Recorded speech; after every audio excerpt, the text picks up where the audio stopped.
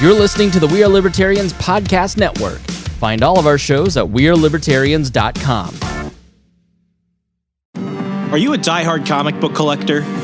Or maybe a lapsed fan? Maybe even someone who has never picked up a comic book in their life. Hi, I'm Remso Martinez. And I'm Mark Claire. Every single Wednesday at the Second Print Comics podcast, Remso and I take a deep dive into the storylines, character arcs, moments, and events that made us the fans we are today.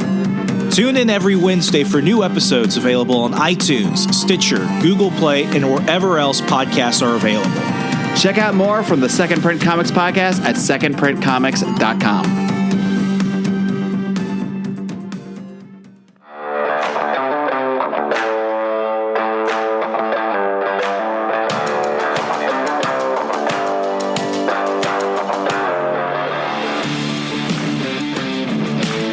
Prepare yourself. You're on the run with Remso W. Martinez. Brian, the last time we had you on the show, we were talking about aliens with our good friend Gary Collins. How has your journey into believing UFOs affected every other aspect of your life, including your new ebook, which may or may not be related to it? But I mean, we might as well just ask the question off the bat. What kind of question is that? Like, did it affect you? Like, has it changed no, you? it has. Okay, let's be real. Okay, it has. But I just love that was the premise of the question. Is like, how has it changed your entire way of doing things? Well, I guess it kind of has. If it hasn't changed everything, has it changed? I mean, if it hasn't changed everything, has it really changed anything? It's been enlightening as it's reversed. Darn, it says educate, enlightened, and informed there behind me. But I mean, literally, that is like one of the most enlightening things was to hear the conversation from Dr. Stephen Greer and going through all of these treasure troves of documents that have thus been, after his documentary, were released by the government. And it's pretty much them just putting the cards on the table being like, yep, it's real. And now it's like the next, so without giving spoilers away, you're starting to see what he predicted would happen next, starting to happen next. Now, in terms of what is the happening next, I'm not going to, well, I'm not going to give spoilers, but yes, things are happening. You're seeing a response and a narrative being established in terms of if there is extraterrestrials, well, how will we greet them or how will they greet us? Will they be friendly or not? And it kind of goes all hand in hand with the culmination of Space Force. And then you tie this with the greater liberty movement. And this is where I kind of get excited because you see there is a correlation of this kind of greater awakening in this like accepting of there are things that we cannot explain beyond where we're from. And this idea of this innate sense of individual freedom, autonomy, liberty. You can't really speak it, but it's there, right? You can't really put a word to exemplify exactly what it means for liberty, but people kind of understand it. And we really saw this with the lockdowns when liberty is curtailed, how there is just an innate drive in people to fight for liberty and to really go against those who are oppressing us. But it does require a fight. And I think we're starting to see across the board, more and more people are starting to wake up to the fact that we do need to fight for liberty or fight for this common understanding of this common consciousness, which is the overarching theme that you see throughout these different documentaries, Unacknowledged and Close Encounters of the Fifth Kind. The idea of consciousness. Libertarians, I would say, are some of the most conscious people because we've dug into the philosophy. We've dug into the externalities. Whenever somebody's like, well, who will build the roads? We all have a nice collective chuckle because we've thought about that question a bajillion times over. And it does require us to kind of be on a certain level, but then it takes us where we have to take that next step. And I think going on to the level of actually getting beyond the groupthink and the reading about the books and such, and actually going out and talking to other people and getting our confines of real life experiences into their world, I think that's when we're going to start to see the bridging of the gap. But man, yeah, aliens changed everything, dude. That is like the most mental gymnastics answer I've ever heard in my life. Really? I thought that was really good. It was really good, but it's like all these different things. It's like, we're talking about UFOs, collective consciousness, libertarianism. See, that's how we're starting it. It's all connected. Yeah, they all kind of connect. I feel like Charlie from Always Sunny, just pulling the strings together behind me. Oh man, it's a weird time to be alive. It really is. I wanna definitely narrow this back in. I'm so glad we could start on that foot. Good to see you again, Remso. I miss you, buddy. Absolutely, it's been far too long. I'm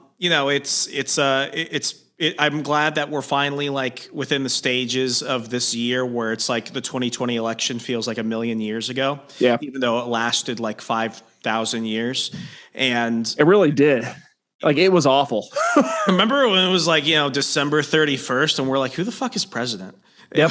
It was weird. But now we're at this point where people are kind of starting to get out of their collective hangover. I don't know how it is in Pennsylvania where you're at right now, but here in Wisconsin right now, people have basically just like given up on on any of the lockdown mandates, the mask mandates. I mean, it all kind of ended, but like it took a week for people to be like, am I being punked or something? Like, is Ashton Kutcher going to jump out and say 6 feet, bro? Like, people have just initially calmed down, and now they're starting to really reevaluate where we're going within, our society in the next couple of years. And you've come out with your ebook. What's the title? 4 easy steps you can implement now to help sell liberty to friends and family.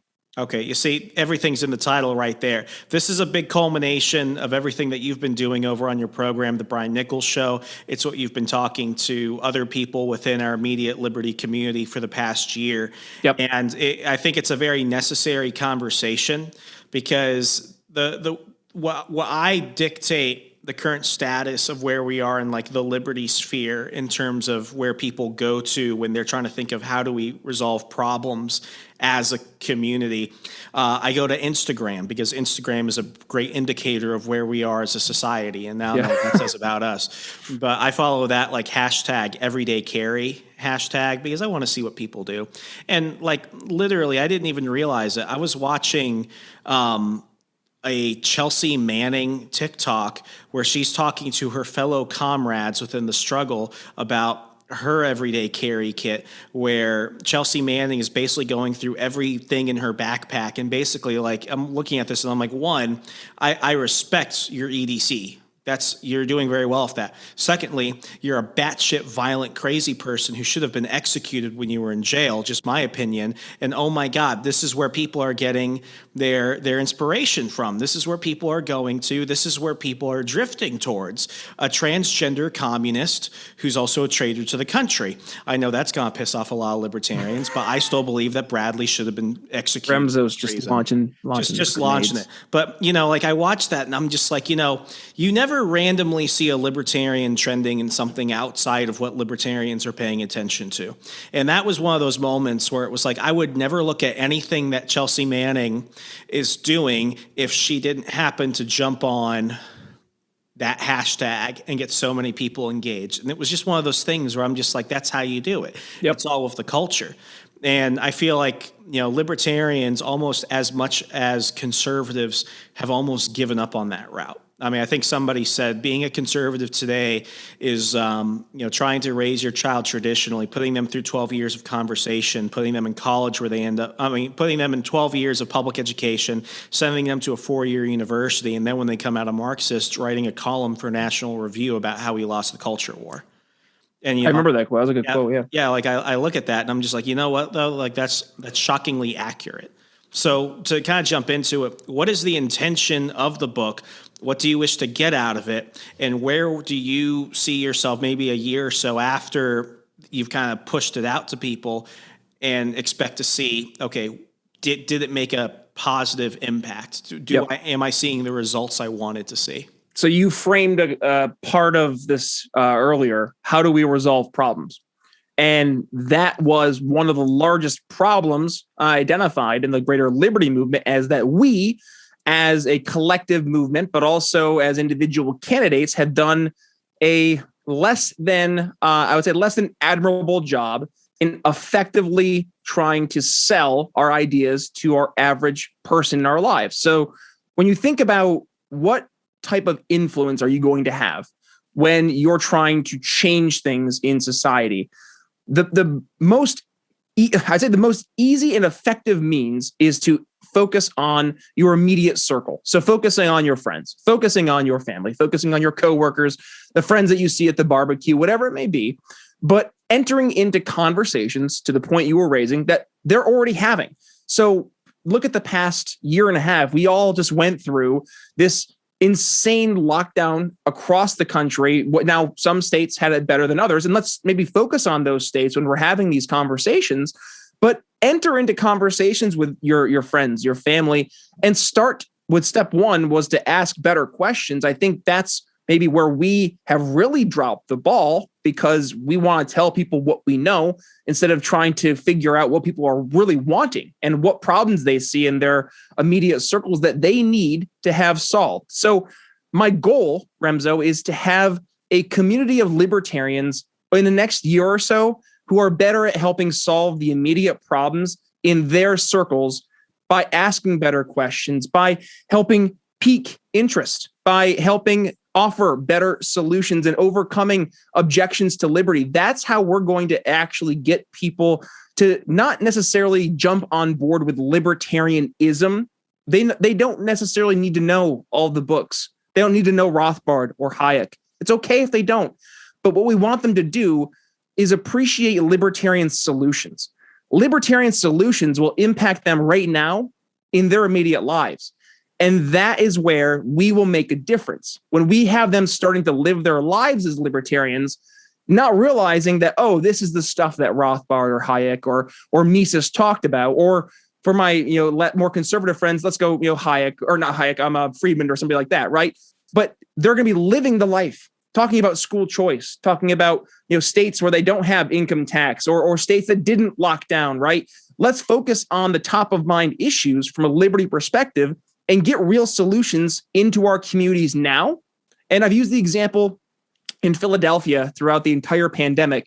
I watched as in behind my house, I have a shared access point where the city has a monopoly on the trash collection. And through around, I would say mid-July or so, around 3 or 4 weeks went by where trash just piled up as the trash collection crews couldn't go through to pick up trash. And it was inherently obvious that the main fault of this was the inability for the city to effectively plan to have a trash collection crew go through and adapt throughout the pandemic. Why? Because there's no incentive structure for them to do so. They're not going to lose business because they have the monopoly on the entirety of the business by the very nature that the city has the monopoly on trash collection. So what happens? The person who lives next door to me on all sides are having their trash pile up. This is an issue that's impacting my community right now. So I was reaching out to different candidates who are running in the local Philadelphia area saying, this should be one of the top of mind issues. Go right now, go take pictures in behind homes and such of the trash piling up. Raise this up as an issue because people are mad and it's happening again right now for whatever reason. So we're seeing this right now and I'm doing the same thing, encouraging people to get involved. Why? It's top of mind issue. And we can now enter into saying, here's the problem that we can identify and here's where we can go through and solve the problem, right? And that's where when we become the trusted advisor, they'll start to come back to us time and again on other problems and other issues they need solved in their immediate circles because we did them right on the issue that was top of mind when it was the most important. Yeah, I mean, it's one of those situations where it takes a large degree of proactive behavior. One reason why I stopped affiliating with any of the gun organizations in Virginia is because I always felt like they were a day late and dollar short to the dance.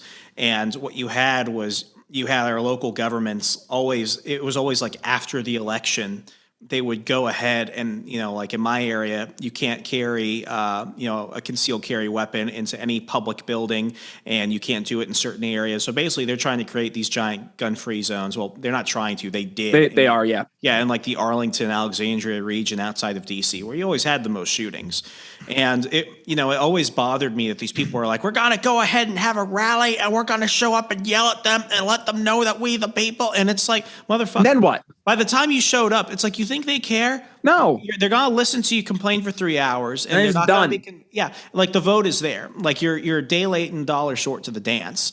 And with libertarians, I mean, there's a lot of like, Rain Man syndrome, where we want to kind of talk about all these different things. And, as much as I want to talk about aliens here, I understand that there's a time and a place for it. Rain Man syndrome. That's fantastic. That will offend all the right people. They'll be like, yeah, you know what? That's a dick answer. But like, I agree with but it. It's so true because think about it.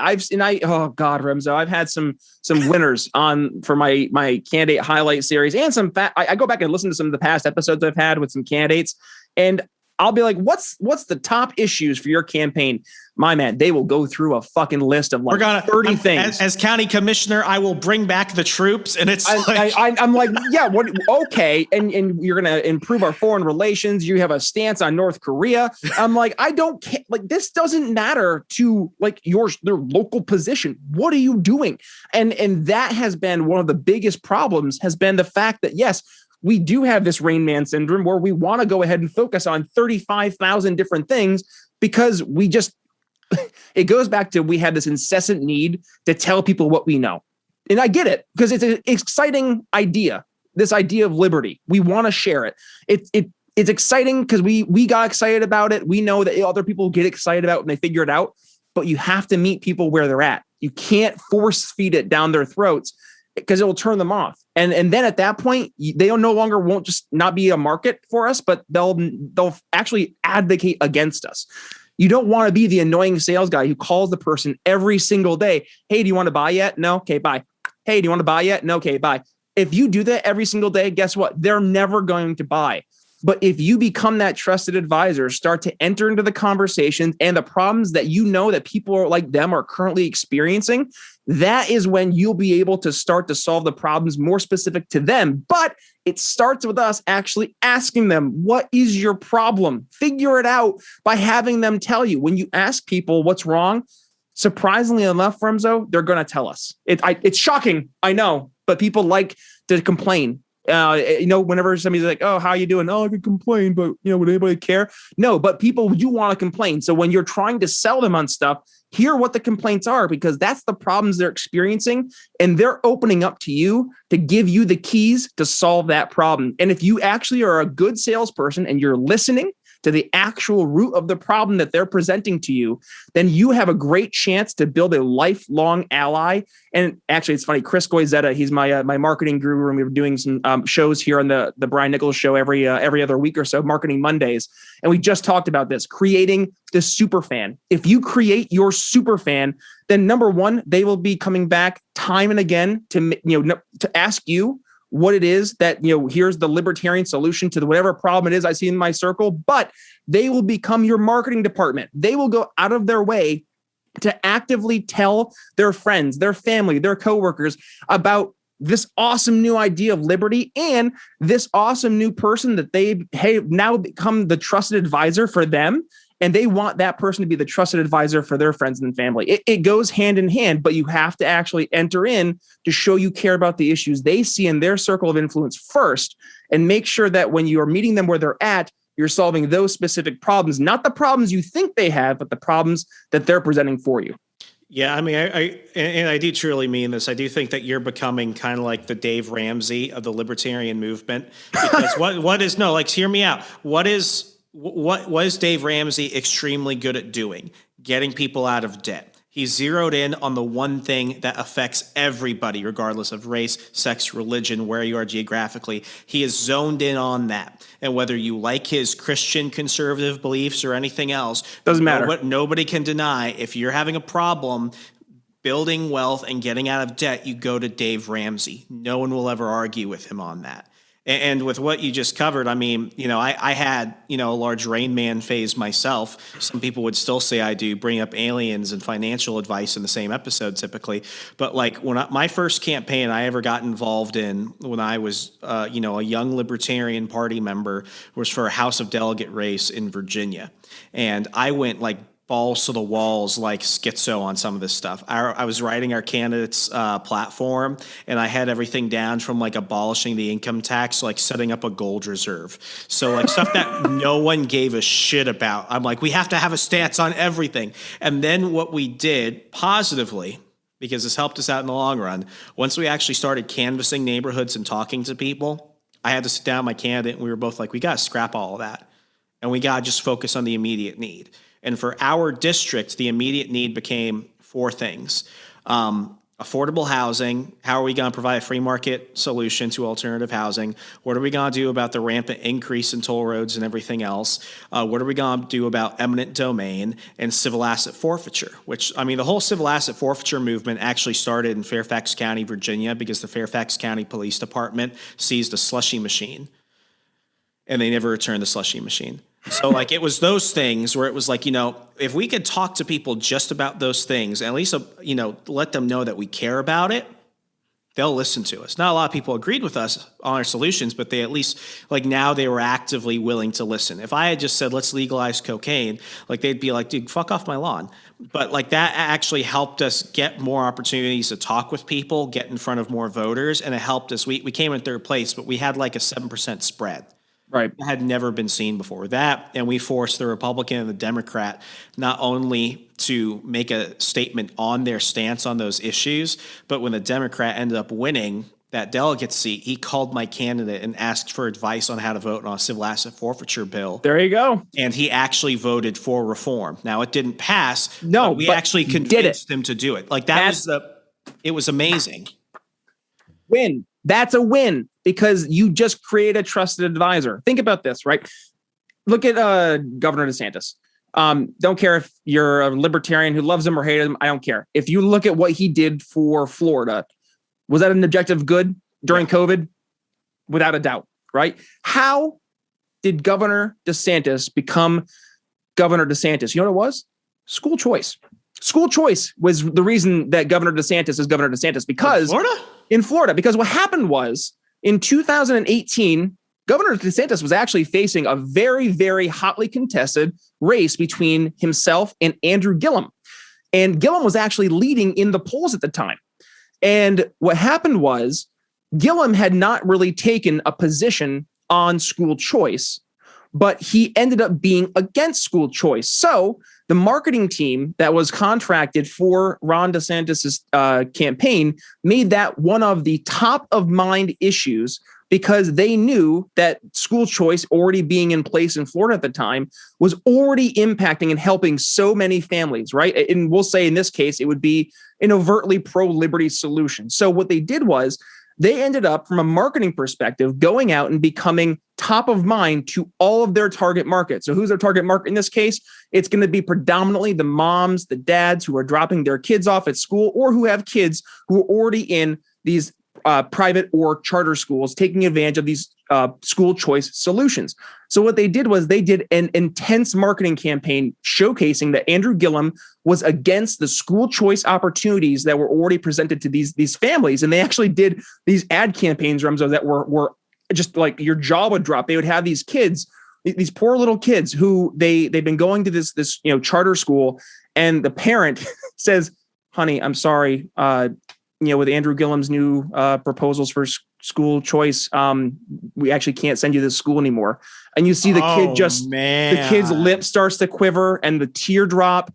But that was hitting families and hitting these parents exactly where it hurt. Number one, their kids' heartstrings, but number two, it's the happiness and the success of their kids. You are seeing across the board in Florida an uptick in not only the success of the students, but across the board, the approval of the parents from their overall value of the education that their children were getting. The only people who were upset were the teachers' unions. So what happened was you had now all of a sudden this massive groundswell of people who were pissed, and they went to the polls en masse for Ron DeSantis. And guess what? Ron DeSantis ended up winning the black vote, the Hispanic vote by numbers versus Trump that had not been done ever before by a Republican. And versus Trump, it was like by 20 or 30 points higher. And the issue that they said in the exit polls, and exit polls are a little iffy in terms of actual data, but for a rough calculation on the exit poll nights, the number one issue for those voters were school choice. School choice is the reason that Ron DeSantis became governor. So think about it. If we can have a libertarian entering into conversations that are top of mind issues to people right now in their communities, that gives us an opportunity to give them a platform to, number one, make a difference. But once they actually show the value of these solutions, people will then trust them on the bigger issues. So when Ron DeSantis, after 2 weeks of saying, hey, we tried this whole 2 weeks to slow the spread, but I'm actually looking at some of the top scientists in the world, specifically, these doctors from Stanford and Harvard, Dr. Bhattacharya, Dr. Gupta, they're saying that this whole lockdown stuff is a little iffy, science. I think we should be focusing on protecting our seniors. So you know what? We're not going to lock down. We're going to say business owners, if you want to go ahead, do your restrictions, you're free to do that. But do your own thing. And guess what? People trusted him. And he now has I think it's 74% approval rating in Florida. So you think about it. You now have a governor who, despite Republicans not being as popular as people would think they would be, he has that much credibility in Florida. And now he is one of the leading contenders for the Republicans in 2024 to be their nominee facing whoever it's going to be. If it's Joe Biden, God help us all, but likely Kamala Harris. And he likely has a very strong chance to win because he started out his entire career focusing on, not his entire career, but his ascension to governorship as focusing on the issues that his voters were caring about. And if that doesn't speak to how important this actually is for us to apply it to the greater liberty world, I don't know what is. Yeah, I mean, it comes down. Everyone thinks it's like this big existential philosophical question, but I think that your average American voter, and this is shown time and time again, especially with like the Obama-Trump voter that you saw in 2016 that completely freaks people out. I mean, I think a lot of Americans are at the end of the day politically apathetic. It's not that they have the wrong stances, it's just that they don't have stances. And There's that's too much. Yeah, I mean, there's so much to go on when you look at your community, national issues, international issues, and then just the immediate concerns you have at home. This is a story I haven't said out loud before. I've actually said, well, I've given hints about it, but I'll actually come clean about it now. In 2020, I was a split ticket voter. I voted for Donald Trump, but I also voted for Democrat Mark Warner for Senate. Here's why I voted for Mark Warner versus the Democrat. It's because it was like my first second. It was very early on in my Army career. I had all of my issued gear. I had to fly with me from Dulles Airport to Fort Knox, Kentucky to attend my officer advance course. And during that time, I had my orders paperwork with me. I expedited TSA and everything else. The TSA agent was a prick, and he seized my gear because I had things that could not get through. So it was either he was going to seize my gear completely or throw away all of the issued equipment given to me by the Army that I was ordered to bring with me. Right. And it was like, if I had shown up without that stuff, I would have been fucked. Because not only do I have to pay for it, but you don't get extra. And it actually, it was a rated school. I would have immediately okay, you're already at the bottom of the list. Like, you have to excel at everything just to get by. So I'm sweating bullets. My plane is about to leave in 25 minutes. Dulles is a big airport. By the time I had gotten there, they would have just ended boarding. My mom, a conservative Christian Republican, called Mark Warner's office, spoke to some staffer or something, and within 10 minutes, I got all my gear issued back. And Mark Warner's office called my mom once a week for the next month, catching up on if they had heard anything back from TSA and everything. And then Mark Warner himself, and this is in public documents, issued an investigation into harassment of military personnel by TSA. Now, do I like Mark Warner on 90% of the issues? Absolutely not. But I'm a man of honor, and whether you agree with me or not, people, when, years later, 6 years later, when I saw Mark Warner on the ballot, I was like, you know what? You did me good, and I'll help you out this one time. And I remembered that, and I didn't tell anybody about it until right now. Well, and I don't regret it. Wow. Well, you shouldn't regret it, because let's take this on a micro scale, Remso. Your example is not uncommon. And let's think about it from your local school, or no, not even school. Let's just pretend you're a local business person in your community. It's a relatively decent sized community. Let's say 50 to 100,000 people or so, and you've built a successful company. You're well known in the company or the community, and you just happen to be a libertarian. And let's just say that you see that your incumbent mayor is retiring after 5 terms of running. There's some 80-year-old fart and it's time for some change. Well, run as a libertarian. Number one, you've already built the credibility and people already have some trust based on you building up this business in your community. Now, it doesn't necessarily have to be just a business, for example, but I'm just using this as for this kind of role play here. But let's think, for example, if you were to run on, again, going to the hot button issue, you win, and then you can actually solve those problems on a micro level for the people in your community. Remso, I'll ask you, if you had somebody like that from a mayor's level and you watch them move up the ranks throughout their career, would you feel compelled to follow them and support them as they were able to be voted for?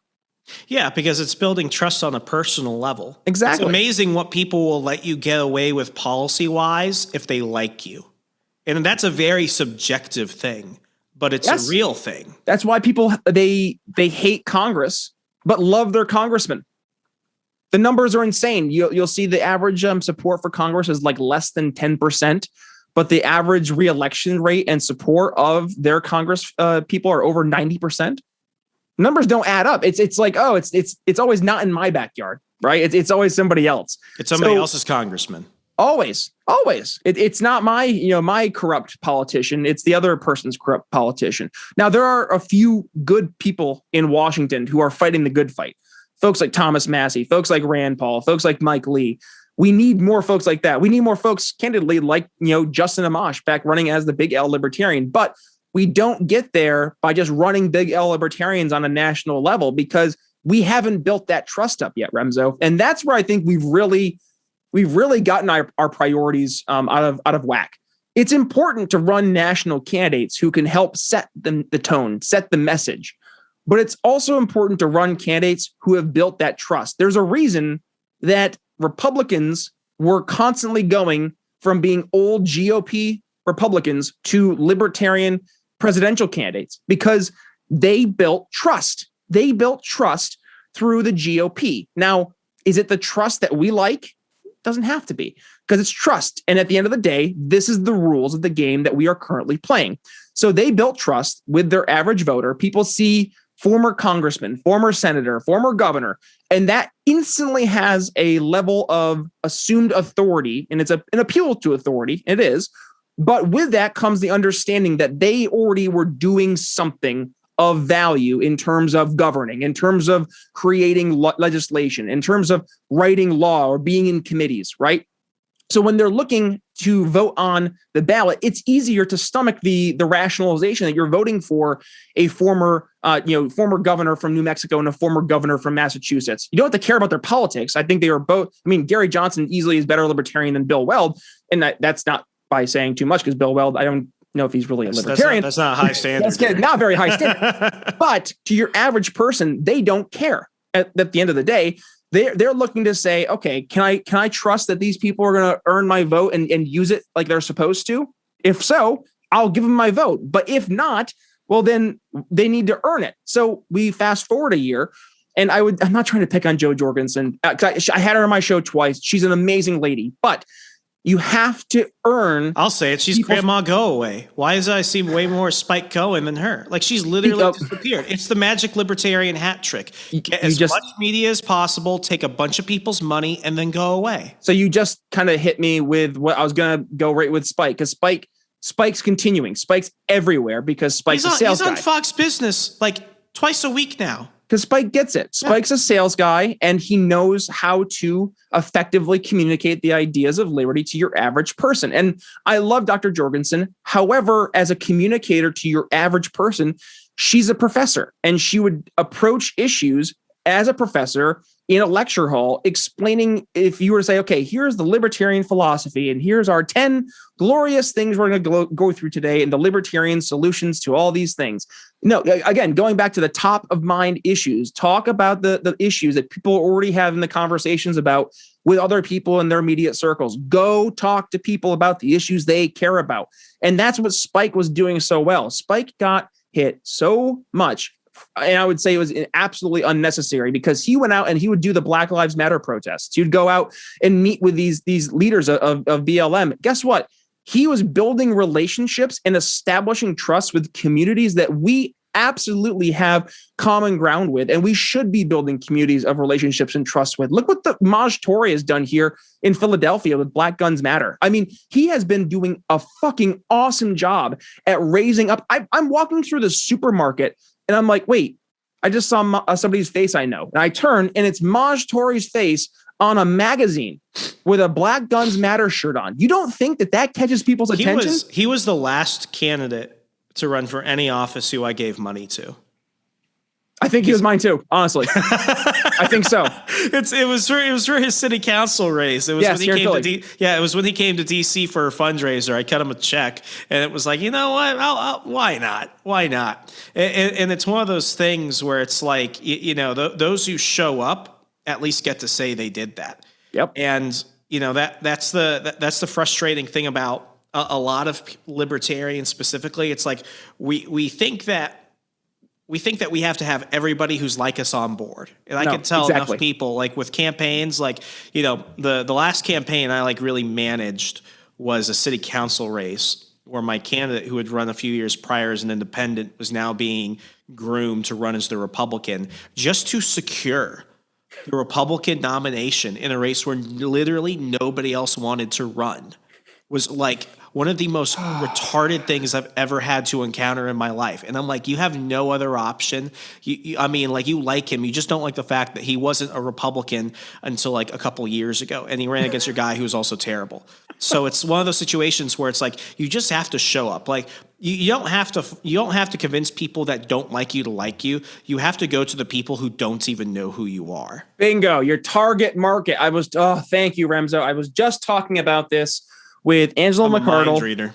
You are a mind reader. It's the aliens. We're telepathically speaking by now. We're speaking through the collective consciousness. That's right. Or it's the little microchip. The Elon. That's right. We already got ours. Nanu. How did you know? So where were we going with this? I'm sorry. Angela. Oh, yeah. So I was just talking about target audience. Yeah. So with the target market, I've been saying this to Angela specifically, and actually with Josh. I was just on Josh's show, Break the Cycle, talking about target market. And I just remember the cheesesteak conversation. That was also a great conversation. It was also very painful because I can't have the cheesesteak. Not to rehash the pain, I have celiac disease. So I live in Philadelphia, which is the brotherly love city, but also known for the delicious cheesesteaks, of which I can partake in none of. So I can direct you to good places. However, I can partake of none. However, looking at our target market, in the conversation with Josh, one of the things I was focusing on, and I've been doing this at my program as well in terms of who we're going to be going after going forward. And this is for the Liberty Movement. I've been going through data. So here's some free data for you guys, right? When we're looking at who we should be talking to, number one, we should be talking to Gen Z. Gen Z is overtly in the mindset of individualism.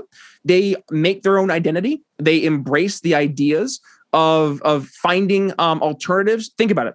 When you are a Gen Z person, your status quo technology is this little guy. Okay.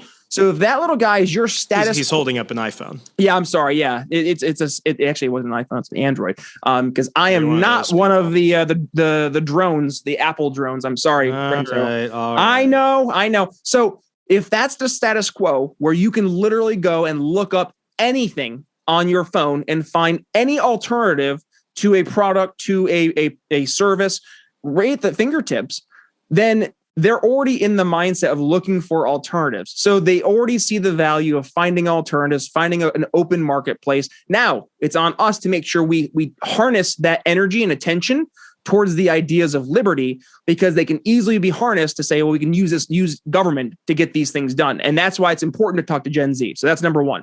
Number two, we should be talking to people who are hurt by COVID lockdowns, specifically small business owners. I know on the top of my head, and I currently have about 6 or 7 or so small business owners who were hurt by the COVID lockdowns, who I'm going to be doing a series with. And we're just going to be digging through the direct impacts of the COVID lockdowns And were they necessary for their business? What happened to their business? Are they able to recover? Remso, people don't realize that I think it was like of the 60 some odd percent of businesses that were temporarily closed, 2/3 of those businesses are now permanently closed. So these people who have been so negatively hurt by the government lockdowns, they are an open audience right now who are looking for an alternative. Because guess what?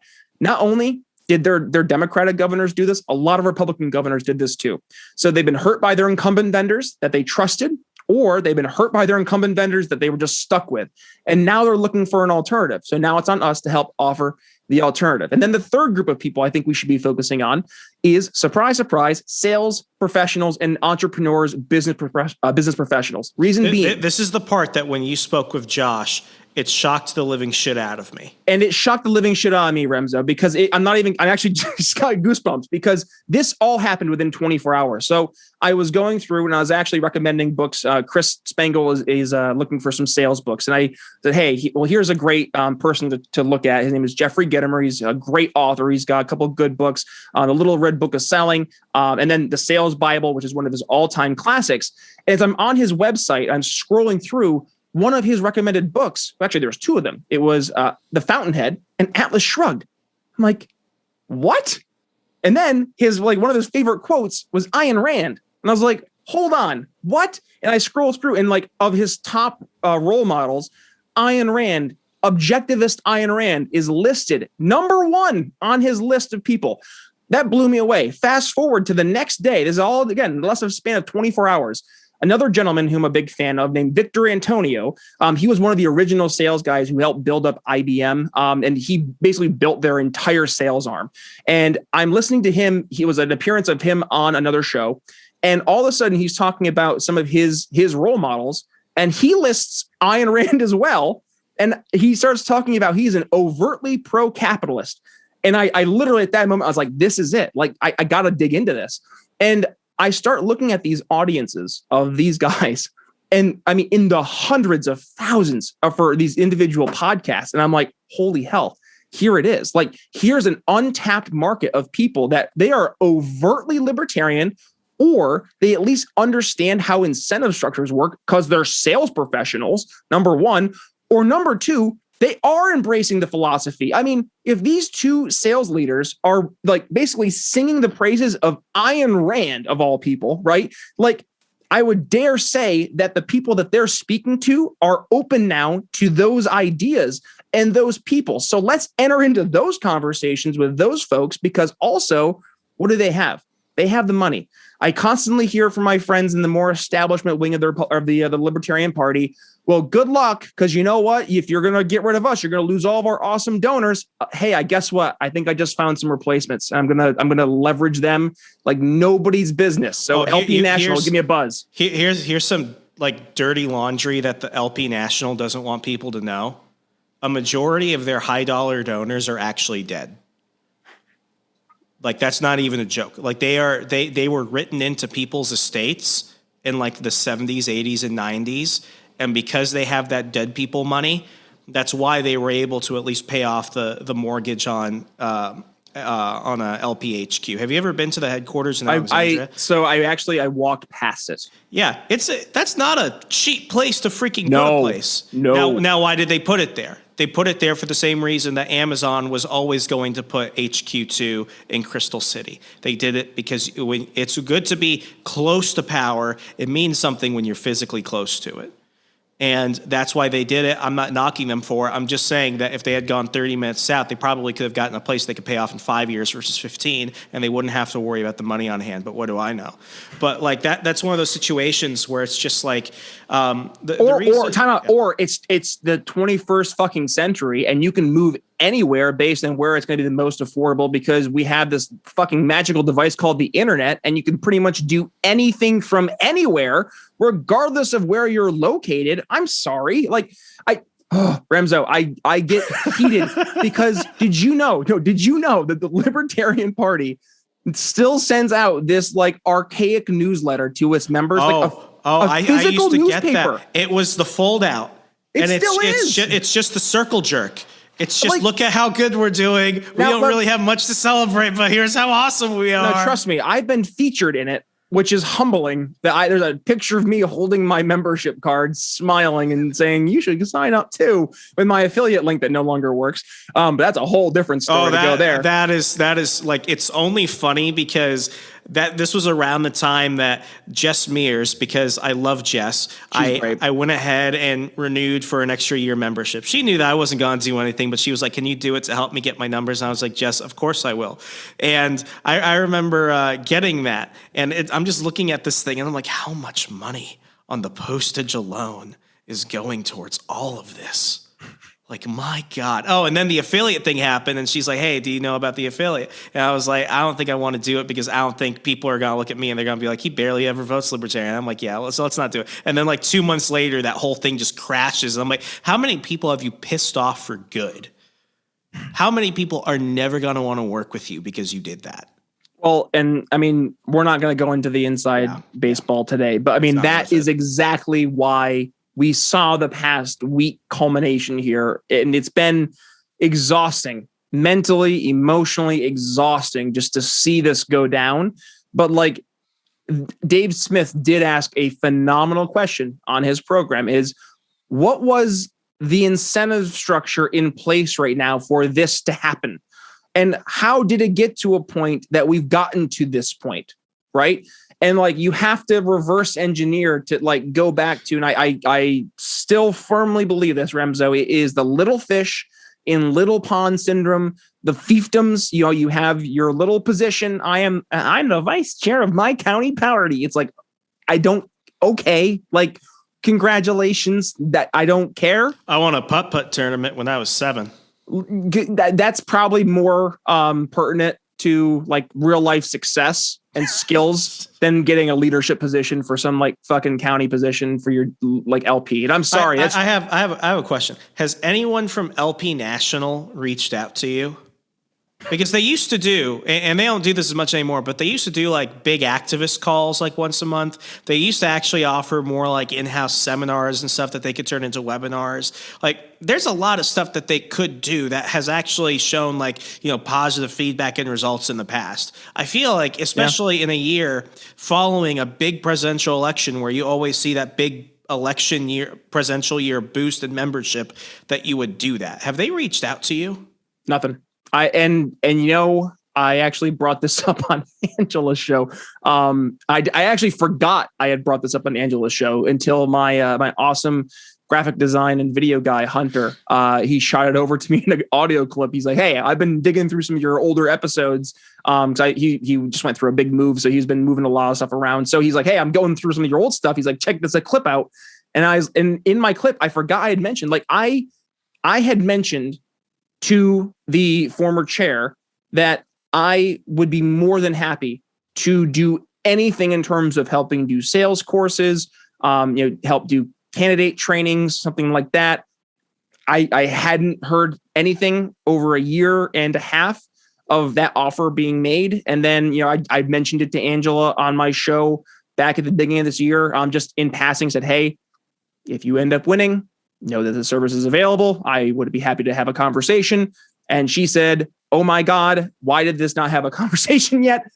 Okay. And like, that was reassuring to hear that at least we have we have a lot of really successful people in our immediate libertarian circles, in the private sector, in sales, in marketing, in finance, whatever it may be. Well, let me put it this way. And I throw this to like my commie peers out there in the workforce and stuff. It's like, everyone thinks that in the communist utopia, they get to be the communal artist. No one ever wants to be the ditch digger. No. Or the sanitation worker. Yeah. You want to go be the one piling scooping the shit every day? Isn't that the best job? Yeah. But it's like one of those situations where it's like, there's so much like backstage work. Like, that's the thing where it's like, I am a backstage person at the end of the day. It's where I feel I thrive more. It's where I feel that I'm the most productive and I like doing what I do. Right. And I'm weird in that sense. And you're weird in that sense because we can do that and be absolutely happy. We don't necessarily need the attention. Yep. But that's the thing, though.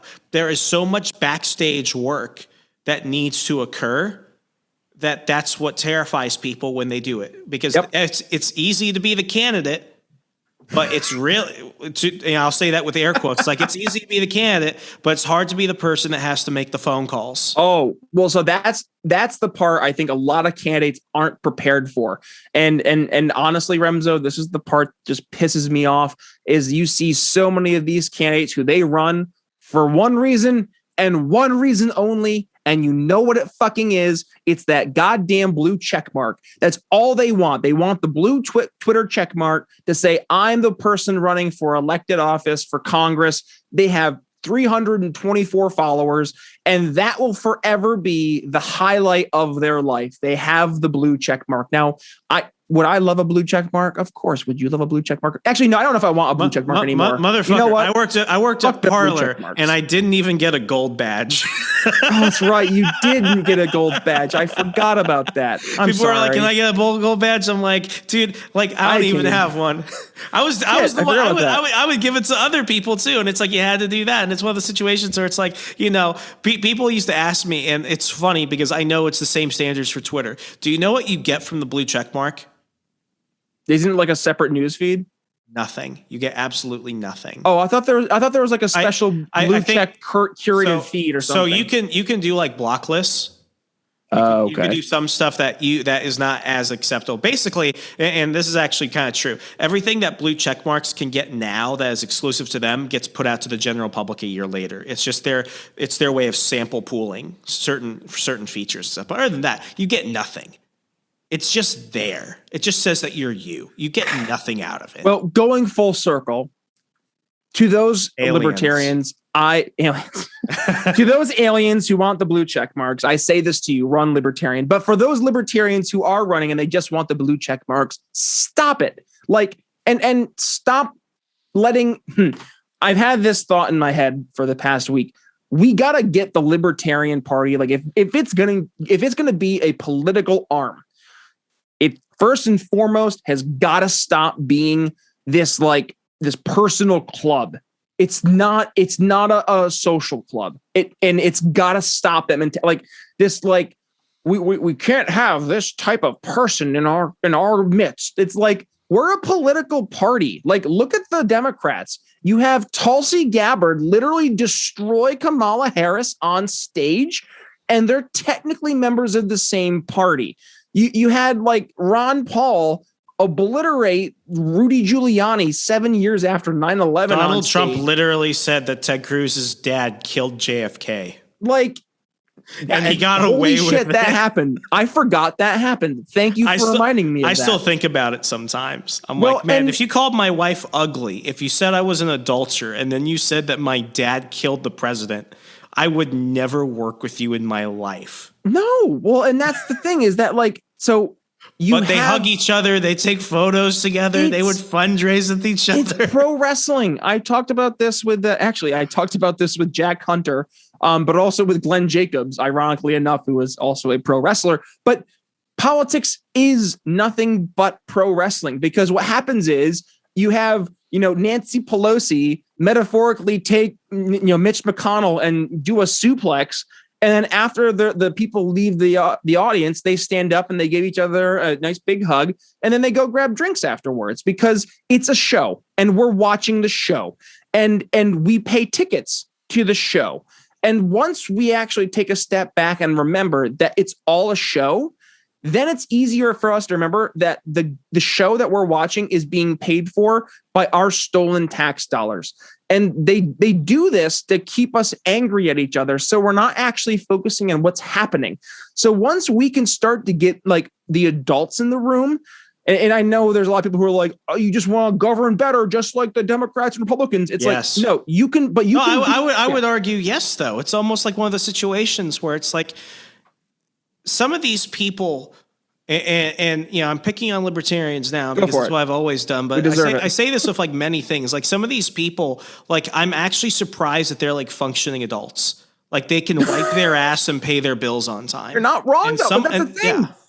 Well, that's the thing is that like we have to start. And I said this from the very beginning, is that nobody's going to take the Libertarian Party seriously until it takes itself seriously. And that requires us to put like actually credible, normal people front and center. Trisha Butler won her campaign for Clarksville, Tennessee, I think city commissioner, by being a normal person. That was like the crux of her campaign. Be a normal person, talk to normal people, and meet them where they're at on the issues they care about. And guess what? She won. And anybody else can take that model. And so long as they take that approach and actually go out and do the hard work. And we didn't really focus on this as much as I want to, but like the back end stuff, Remso, like it does require a lot of hard work. There is a lot of moving pieces and a lot of intricate sales and marketing that goes together hand in hand that has to be done, but it has to be done effectively. Yeah. Let's pause here real fast. Like, please. And I don't know Karen Harlos. I've never spoken to her. I haven't either, actually. Personally. No. But that woman can stay in that position for her entire life if she wants to. Because I see this each time, like since 2016, when she became like the treasurer or whatever, like people are like, oh, it's the pink-haired lady that's pushing people away. It's like, no, pink-haired lady's the only one who files the paperwork. Pink-haired lady is the one that knows all the numbers. Like she's the one. Like she's not. I don't know if they get paid for those positions. I know. I don't think so. I don't think so. I don't think the chairman gets paid $1. No. So like I can only assume that Karen. I might be wrong, but like you know, she could probably be doing a lot of other things with her time. But she's doing one of like the least. Like she gets like no thanks for that. I would not wish that job upon my worst enemy, but she does it. And it's necessary. Yeah. No, well, not only is it necessary, but now we're starting to see the importance of, to paraphrase a former chairman, of getting good people to show up. So now we're seeing that the LP does in fact belong to those who show up. Now it's a matter of making sure that as we start to really grow, and that is as a greater liberty movement in this liberty unity approach, that we need to make sure front and center we're putting folks who, and I think it kind of goes into three camps. You have the Dave Smith folks, you have the Spike Cohen folks, and you have the Justin Amash folks. I think in those three camps, if you were to kind of do a Venn diagram, that would represent 90-ish% of like people who I would self-identify as libertarians. I think the fringe 5%, like, you know, your socialist libertarians, what? Okay, sure. Like you want to be the 5% out there? You're not my target market. You go play in fantasy world. That's fun. But like when we're talking about actually reaching real people, I think those three gentlemen would represent a majority of libertarians. So let's kind of coalesce there and focus on putting people in that model going forward of people who can actually, number one, articulate the message. Number two, know how to meet people where they're at. And number three, know how to work in systems that are already present to make sure that we're able to get things effectively done. I see Dave being the phenomenal communicator. I see Spike being the phenomenal meeting people where they're at person. And I see Justin being the person who's great in systems. So let's focus on not, you know, using one person versus the other, but saying, hey, we have a great opportunity here to coalesce as a movement around three really awesome, unique individuals who have three very distinct skill sets. And with that, we all have unique skill sets that we can bring forward. Remso, you do phenomenal work with video work. I mean, your documentary, what was it with you and your brother, the ghost one? The Witching Hour. The Witching Hour. Thank you. Like I would like watch that at night when my wife would like already fall asleep and I'd like freak myself out. And I'm like, oh, it's Remso. It's fine. It's just Remso. It's fine. He's still alive. But like I think using your skills, you know, trying to bring my sales skills, looking at Chris Goizetta and his marketing skills, or Jeremy Todd, he does sales. I mean, we have people who are programmers, graphic design artists, musicians across the board. I think we need to start almost like a sub-libertarian economy of working with each other and really raising each other up. We have to stop focusing on where we disagree and instead let's focus on, hey, you bring this value to the movement. You bring this value to the movement. Let's bring value together, bundle it the best we can, and present it to your average person who is looking for something else right now. The person who I would dare say is, yes, our target market, and let's give them something great, something that they can take away and say, yes, this is going to make my life better, not just like in 30 years, if we can maybe get some of these things done, but like can make my life better now. How powerful is that to like show somebody a real tangible next step that will objectively make their life, their family life, like to make their community's lives all better. Like that is something that is so profoundly powerful and is a message that we get to articulate because we have the solutions. We know they work, but now it's on us to be able to effectively articulate those ideas, show people that when we meet them where they're at, and we're able to implement these libertarian systems effectively, that we can really make some just amazing, life-changing circumstances for people that will really help completely revolutionize communities. We're going to see areas that have been completely wiped off. You know, like I see areas in the greater Philadelphia, Remso, that it's like you don't even want to, like, the people don't even want to pretend that they exist. But like those opportunities in those areas, like for revitalization, has never been greater because people are looking for that, like kind of, that heartbeat to come back again. We can be that heartbeat, but it requires us to actually start to talk to normal people and show them that we care. Yeah. Do you have like an extra 10, 15 minutes? Yeah. Okay, cool. Yeah, because I want to really cover some of this stuff. Definitely covering more on the back end of it. One of the reasons why I have just completely pulled myself away from politics is because I was tired of being like the starving activist, living in my car, not getting anywhere in my life. And ultimately, my life has gotten better when I began to just really focus on myself, developing that wealth, power, and influence. That interview you did with Jason Stapleton like a year and a half ago, it was like right before COVID. It was like in February of 2020. Yep. I remember tweeting out that episode link that you two did, and I was like, this is the nexus point. Like, this is where people have to freaking change. Yep. And honestly, the people in politics generally who go the farthest and make the biggest impact do it twofold. One, they could do it because they have time. If you have time, that means you have money. That's why I don't count money as a point. You have the time to do it.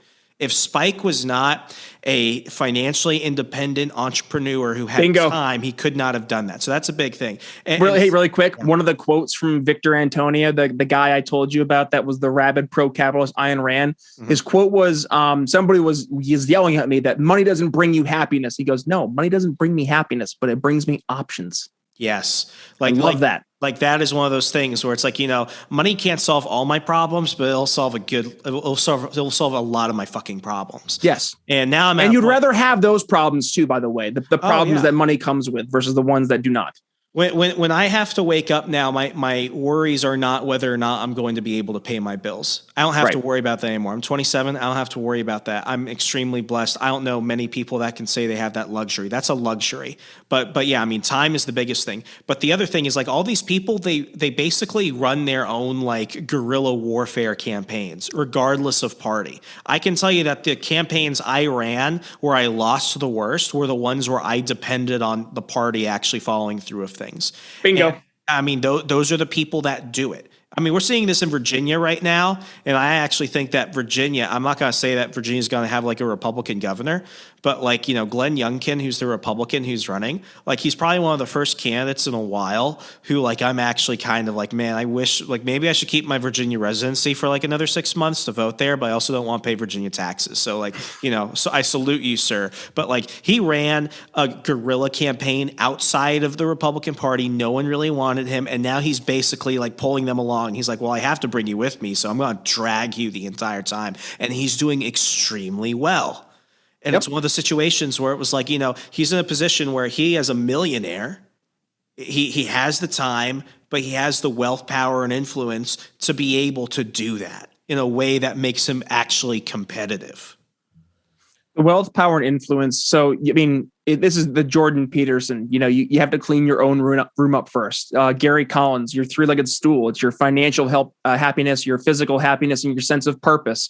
Yes, building up the wealth, power, and influence. You have to be able to build up your financial wealth so you can have that power to then have influence. Right? It goes hand in hand. But also, Remso, I mean, you kept on bringing up this guerrilla approach to politics. And honestly, this is something that that Chris Goizetta and I have been kind of doing. We're currently working on some stuff behind the scenes with a few candidates in bringing this kind of punk rock approach to liberty in terms of campaigning. And, Chris built up his entire career working in the greater music industry, doing this artist management, punk rock, approach to bringing these bands to top of mind and helping them become these massive, iconic bands that they are today. And if you're interested, definitely check out Chris Goizetta's website. It's Making It with Chris G. He lists off all these awesome bands that he's helped work with. I mean, literally, it's in the hundreds. And he's also a professor, by the way, of marketing. So he actually knows what he's talking about on top of doing it.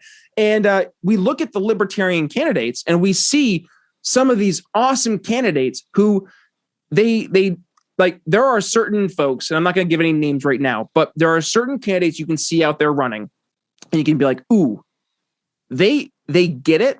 They have that spark to them.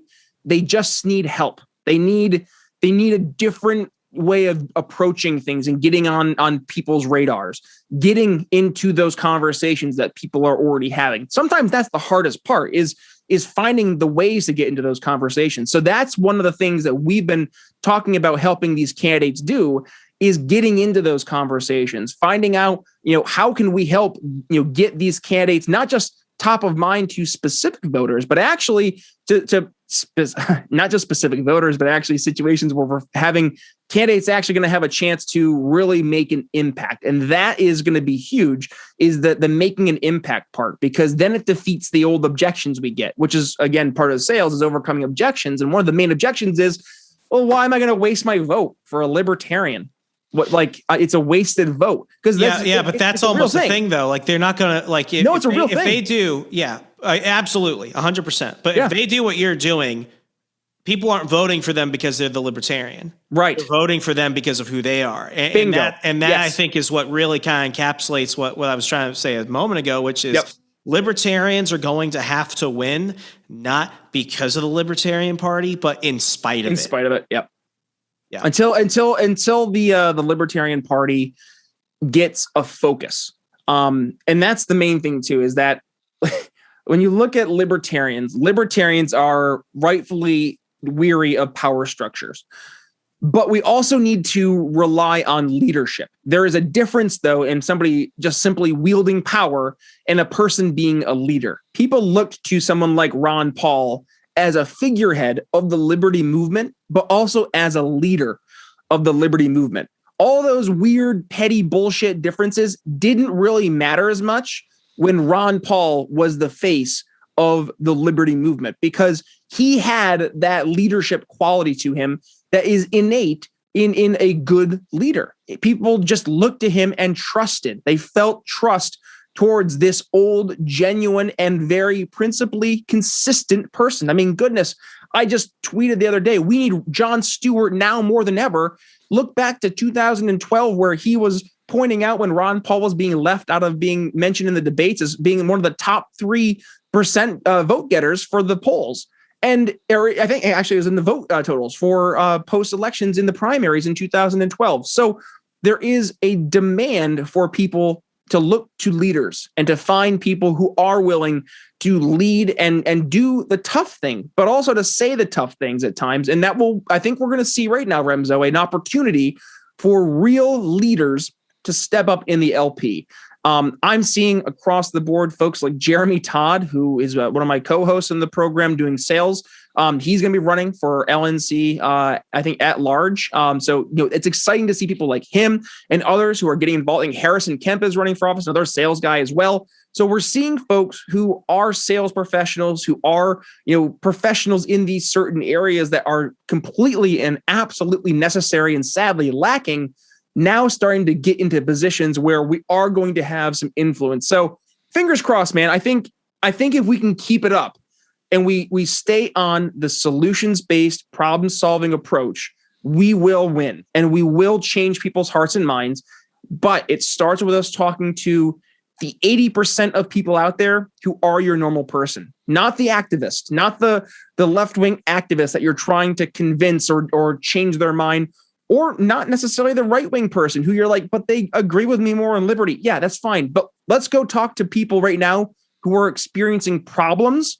Let's solve those problems, help them understand that those problems were solved with liberty, and then win them over that way. That's been the most productive means of doing it thus far.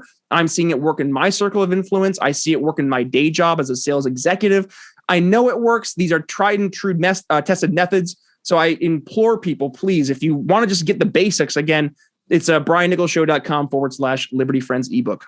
Absolutely. And I'm going to go ahead and include the link to the ebook in the show notes today so people can go ahead and download it immediately. Brian, you're doing yeoman's work, really. I mean, the idea of just like getting your shit together for a lot of this, I almost feel like, now if you were to come in really and try and make a difference in the Libertarian Party as a whole, like things are better now than they were like even like 5 years ago. And absolutely. I mean, I will say this about Nick Sarwark. As a person, I don't like him. But as a chairman, he did a very good job, and I can almost never criticize any of the actions he made as a chairman in running and growing and developing and sustaining the liberty, let's call it like corporate LP as a whole. It's like if he had just shut up and just done that, they would have named a building after him probably. Well, so like he was on Glenn Beck, which was awesome. I was like, way to go, Nick, I retweeted that episode.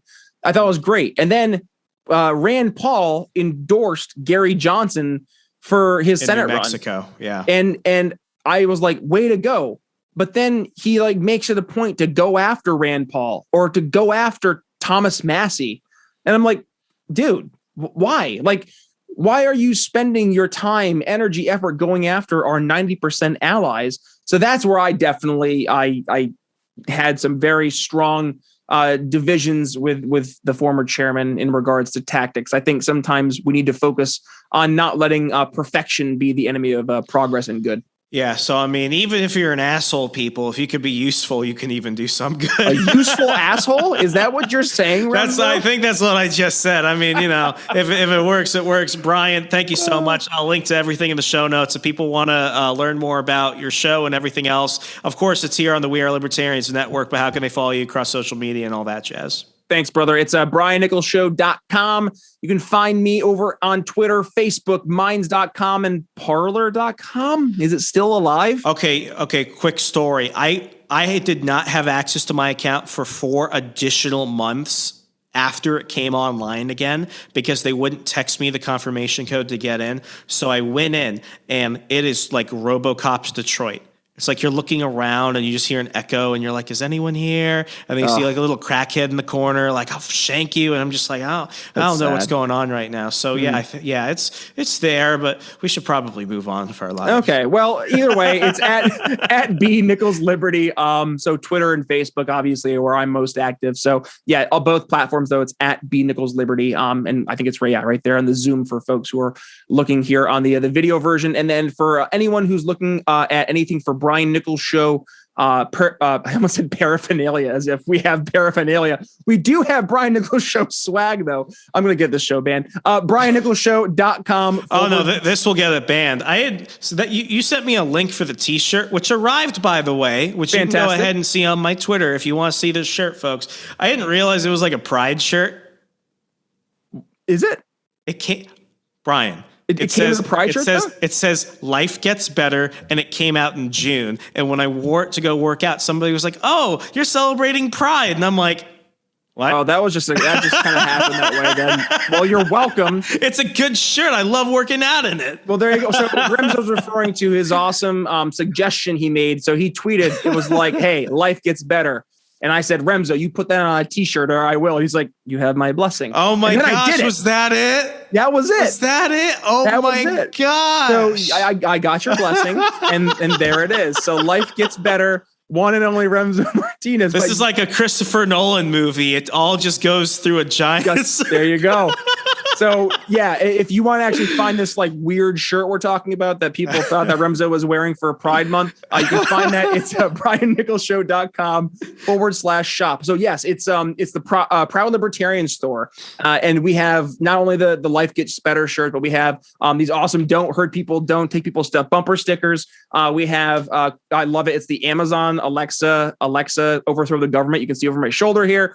We have one for Google as well. So it's Google overthrow the government. We have our question everything snapbacks. Good ideas don't require force bumper stickers. We have T-shirts that say make conspiracy theories conspiracies again, and a bunch of other fun filled stuff. So yeah, there's that.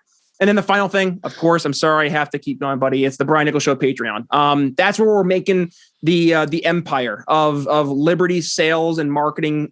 So right now, Chris Goizetta, yours truly, and Jeremy Todd are currently in the process of implementing an awesome sales library of resources specifically for libertarian candidates. So that's going to be one solution that's going to be there for folks. So again, the Patreon. Also, we're going to have levels for folks who, if they have any questions, it could pertain to your business. It could pertain to anything you want to do for helping particular candidates, just in Q&As and such. So we'll be having that roundtable conversations, and then we'll also be having mastermind conversations with some noted Liberty figures in the greater Liberty world who are the leading minds in sales and marketing. So I'm really excited to see how we're going to be growing this Patreon. Also, a really exciting venture I can't speak about in terms of details yet, but I will just say this, that this venture that we're going to be doing with the Patreon, it will definitely get people talking in your immediate communities, really in your backyard. It'll be meeting people directly where they're at. And I promise you that you will have, as a member of the Brian Nichols Show Patreon, a direct impact in making it happen, getting liberty into people's real lives and messaging them quite literally where they're at. So I'm excited for that adventure. So stay tuned. Should be coming up here the second half of 2021 over at the Brian Nichols Show. I love you, Remso. It's good to see you, buddy. And I can't wait to see you in July, man. This was a blast. Thank you for going overtime. Always, brother. Well, hey, we're going to be hanging out here in July, and I cannot wait to actually get to meet you in real life, give you a big old hug, because I'm a big old teddy bear. It's going to get wild, folks. It's going to get wild. Wet and wild pool party. Yeah, we're libertarians. Somebody might get arrested. We'll see how it goes. I hope not, because my wife's going to be there, and we don't want that. Isn't your fiance coming? Not for that one. Okay, smart, probably. She can only tolerate. Wait until she gets the ring on first, bud. Yeah. Well, folks, everything's going to be in the show notes. Thank you so much for listening in. And if you enjoy conversations like this, do me a favor, share it with a lover, an enemy, the strange guy at work, the homeless person up the street, the high school teacher you found on Facebook. Just get it in front of everybody. And please, it costs you nothing, but it means everything to me. A 5-star rating and review on Apple Podcasts, Stitcher, Google Play, wherever you're listening to the show across Al Gore's amazing internet. It costs you nothing, but it means everything to me and this program. Thank you to Brian, our guest today, the broader We Are Libertarians network at wearelibertarians.com. And please, you can go ahead and support the growth of the Wall Empire at wallplus.com or We Are Libertarians on Patreon. I'm Remso W. Martinez. Be safe, be good.